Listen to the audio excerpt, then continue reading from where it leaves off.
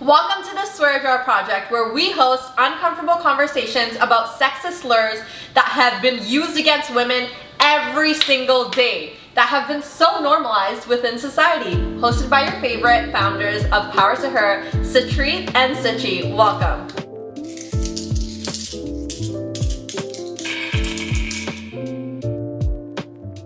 Today, we are in conversation about the word bitch. And this is a word that really just does it all. You can be a basic bitch, a bad bitch, the bitch, the perfect bitch, and it can be used as a verb to sort of show that you're complaining, like, why are you bitching about that? Or it can be added on at the end of any sentence to be like, I'm in LA, bitch! Or you can be somebody's bitch, where now you're in a subordinate position. The power that this word holds is kind of insane. It's humorous, it's offensive, it's sexist, it's degrading, disempowering, but also empowering at the very same time. Now, although this is one of the most, yes I said it, one of the most commonly used words in the English language, a lot of people don't really know its origins and comprehend the misogynistic history that the word derives itself from. So let's talk about it, because bitches get shit done. Yes. So let's go into the history of bitch. So the history of bitch goes back to about 1,000 years, where it started off with the word biche, which was a female dog. And I think at some point in time, every one of us has used it to get out of saying the word bitch. We actually started using it to describe women when it came to the comparison of a dog in the heat. So basically, a dog in heat is lewd, immoral, and wants a lot of sexual activity. And it was compared to women who were sort of the same, to make a joke out of it. And then with time, it was expanded to women who, again, were very sexually active, promiscuous, prostitutes, and basically loud, uncontrollable women. The use of the word bitch first spiked during the first and second wave of feminism, because feminists were commonly referred to as bitches, and the feminism movement in its entirety was very unconventional at the time, and it was a direct threat to the norms of society. The word then expanded to include any woman that didn't fit in the stereotypical standard of what the patriarchy deemed a woman to be. There you go. And what is crazy is that in 2016, the word bitch was updated to include the fact that it's a sexist slur. That's Before crazy. then, all it said was female dog, which, as we know, 99% of the time is not the case in which it's used. Yeah, exactly. No, that's crazy. So, Given that information, I actually want to pose you a question, and to you, all of our audience listening, a question for you as well. How would you act differently if you didn't want to be called that word? How would you act differently? oh my god. Go. We'll go back and forth. Okay, first things first, I wouldn't be a feminist. But I also wouldn't not be a feminist. True. I would not be loud. I think quiet will also get you like, oh, why she's That's so true. quiet, that bitch is quiet. Okay. I would not be as opinionated, for sure. But I feel like if you also weren't opinionated, I would also come at you for that. Yeah. So you would get called a bitch for not being opinionated, or like not having an opinion on anything. This is a trend. I would not hold any positions of power.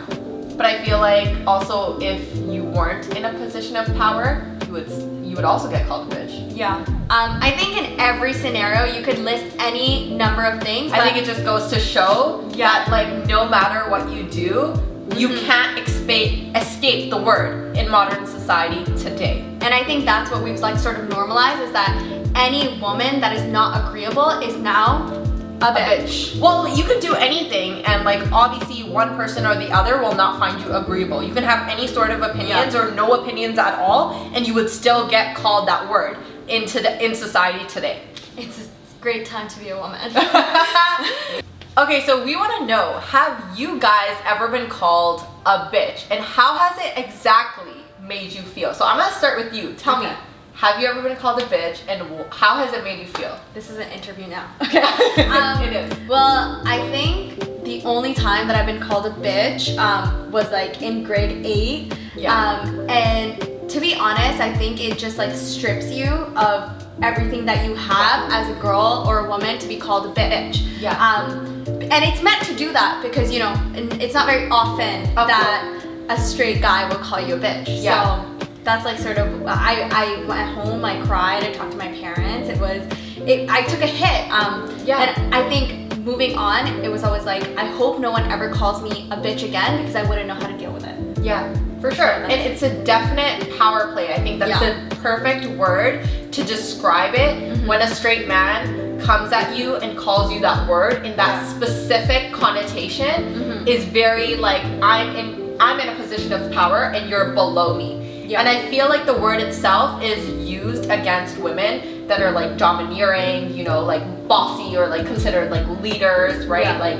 anytime a woman is a leader, she's bossy and she's a bitch. She talks too much, she controls too much, or, you know, anyone who's too opinionated. You know, like us being feminists and putting our values out there, or like our like opinions about feminism is like an automatic entryway for people to comment. And it's happened to us on all the time. All our videos are like, oh my god, you're such bitches. I can't believe like who would want to date this bitch. I actually got that comment. So I posted a video and there was one guy that commented, I don't know which kind of man would want to date this bitch. Oh, we've had like, no one has to be in person, but like all the time, every video has been like, oh my god, bitch, no one's gonna ever marry you if you keep having these opinions. Like, every bad word in the book we've been called just for voicing our opinion. Just goes to show that, you know, it really is an attempt to degrade you and shut you up, literally. And I think it's not just about women. It can very much so be about men, to emasculate men. You know, and we see this a lot with younger boys who will be like, oh, you're such a bitch, like in high school. Like take that shot, like don't be a bitch about it, take the shot. Or like in sports, like we see it so often. And I think the key to this is not that, oh, like, you know, you're so emasculine, but you're emasculine in a way that is feminine. And to be feminine is a huge diss. It's like, it's like the worst comment that you can get is like, oh, you're a bitch because now you're feminine. And that's so offensive. And I feel like the one thing I would say is like, when a guy gets called a bitch, like if they were to describe it in their own words, it's kind of like they're being stripped of their masculinity, right? It's like suddenly you're not masculine. You're not a man anymore, you're less than. You're not a man, you're less than a man. Like, which is a woman. Less than a man is a woman. In their eyes. And it's like, I'm gonna make that test my bitch. You're my bitch. Like, it's literally like, you're mine, and like it has to be controlled. You have to dominate over this thing, which we see so much, like so often. I'm gonna make that bitch bend over for me. Like these like sentences are so normalized at the same time, so problematic, and we don't even realize it.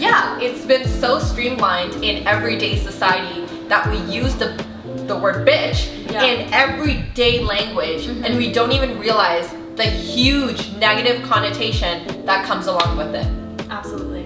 But currently, the word bitch itself has taken a turn, and a lot of women are reclaiming the word and using it to empower themselves and empower other women in their community. And I think that's the magic that slurs sort of hold, where the people that are targeted with these words then take it on themselves, or they take the word back to then empower one another. And that's exactly what we're sort of seeing with the word bitch, where, you know, we've started to be like, yeah, she's my bitch. Like, yes, bitch. I'm that bitch. Exactly. That's exactly how it is. And I think this is very common within the LGBTQ plus community as well, specifically with regards to homosexual men, because they sort of dealt with the same trauma that women dealt with, where throughout their whole life, their identity was stripped down just because they weren't masculine enough, and they were called bitches to compare them to females. And like we mentioned, being a female is so bad. So, you know, it's a way that they show affection to one another. I completely agree with you, and I think it's their way of also taking reclamation of that word, right? Because of that previous experience trauma, that shared trauma that they share with women. Like when you hear like the word like, yes, bitch, like you go off, bitch, right? Like you see it all the time, and I feel like it really took a turn from the word being simply a derogatory term and a term used to degrade women and put them in their place to a point of empowerment and enlightenment. in media and pop culture. I think that was like the turning point for that word and its meaning and like the history of it.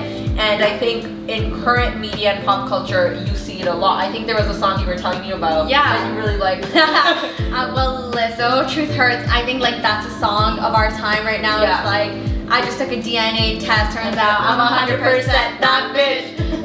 And so, you know, like, I know so many girls that just sit there and listen to that because it empowers you. You're like, yeah, like, I am that bitch. Yeah. Exactly. But I think there's a whole different side to the way that this word is used with artists, specifically in the rap industry. Yeah. You see that a lot with, you know, people, predominantly men, using it to very much so disempower women. Yeah, and take their power away. And I think that's like a whole different ball game in itself. Because when we're talking about Nicki Minaj, Lizzo, and all these female artists, they use that word in a completely different sense. It's a way for them to express their femininity. But when it comes to the flip side of it, and a man talking about it, it's a very different context, because how much power do men really have, or like straight men have, to use that word, right? Yeah. And I think within rap, it's really a way for the men rapping about that word to use it as a way to express their masculinity. To be like, I am a man. Like, you know, like this is my way of showing I am a man, because I can